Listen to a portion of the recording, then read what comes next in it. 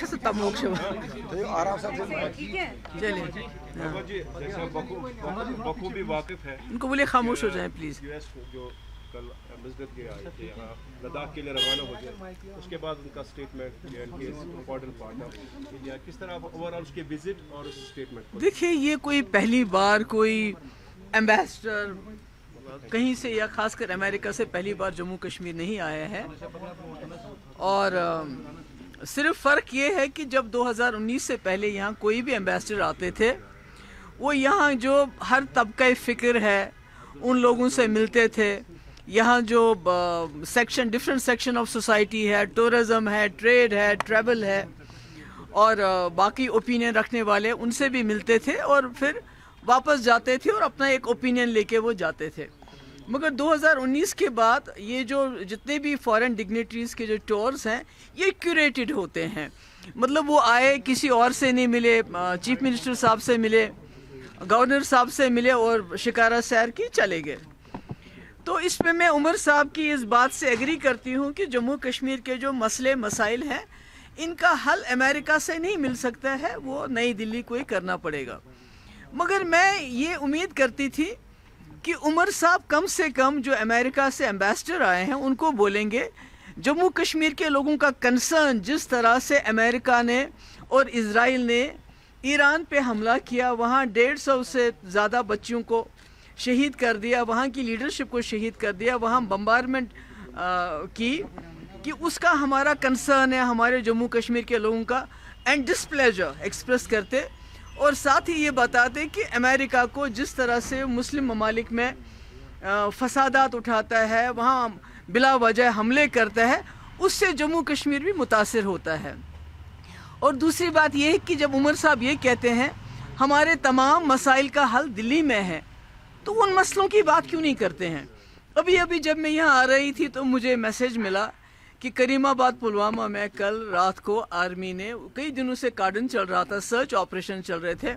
एक इमाम को निकाला, उसकी पिटाई की, उसकी दाढ़ी नोची, नौजवानों को उठक बैठक करवाते हैं, बहुत तंग करते हैं, बहुत हरासां करते हैं। इसके बारे में उमर साहब ये भी एक मसला है, हमारे हज़ारों लोग जेलों में बंद है, रोज़ हमें नौकरियों से लोगों को निकाला जाता है, हमारे यहाँ छापे रोज़ पड़ते हैं, प्रॉपर्टी अटैच की जाती है और मतलब एक घुटन सी है जम्मू कश्मीर में, कोई बात नहीं कर सकता है खुल के। एक ऐसा माहौल बनाया गया है जिसमें लोगों का सांस लेना भी मुश्किल है। इसके बारे में उमर साहब बात कर सकते थे, ये तो वाशिंगटन से बात करने की ज़रूरत नहीं है। हाँ, जिस तरह मुफ्ती साहब ने दिल्ली को मनाया, वाजपेयी जी की सरकार थी, उन्होंने मनाया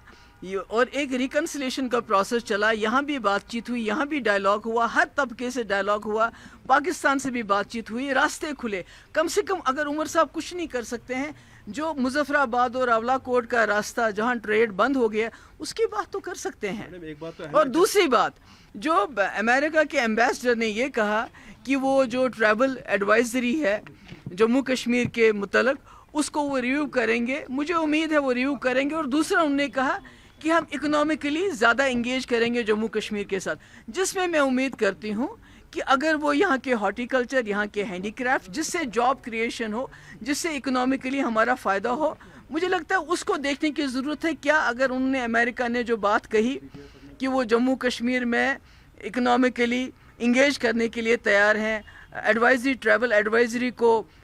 ख़त्म करने के लिए तैयार है, वो मुझे लगता है वो देखने की ज़रूरत है। वो स्टेटमेंट दे सकते थे क्योंकि पाकिस्तान में वहाँ के एम्बेसडर को कहा गया कि जब शिमला एग्रीमेंट है, यूएन रेजोल्यूशन है। देखिए मैं इसमें नहीं, मुझे तो अफसोस है कि देखिए बीजेपी ने हमें, हमारे जो जम्मू कश्मीर की रियासत है, एक हेड मास्टर से हमारे चीफ मिनिस्टर को मास्टर बना दिया। मगर जिस तरह उमर साहब का काम करते हैं काम, जिस तरह उन्होंने एम्बेसडर के आने से पहले ही बयान दिया कि मैं ये बात नहीं करूँगा, ये बात करूँगा, तो मुझे लगता है उन्होंने अपने दर्जा जो है मास्टर से भी बहुत नीचे कर दिया। मुझे लगता है ये कहने की ज़रूरत नहीं थी।